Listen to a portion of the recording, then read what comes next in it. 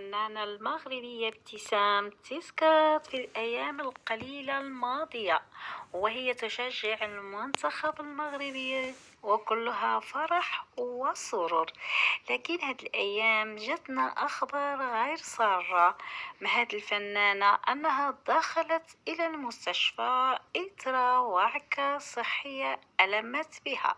بعض الأخبار قالت بأنها ممكن تكون نزلة برد، ولكن أخبار أخرى قالت أنها خضعت لعملية جراحية خطيرة، وأن المدير الأعمال ديالها كيطلب المتابعين يدعيو لها بالشفاء العاجل، وأنها محتاجة دعوات المتابعين.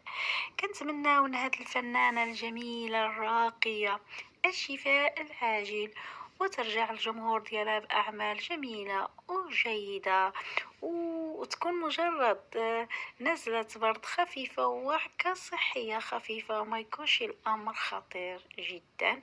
والله يشافيها ويعافيها.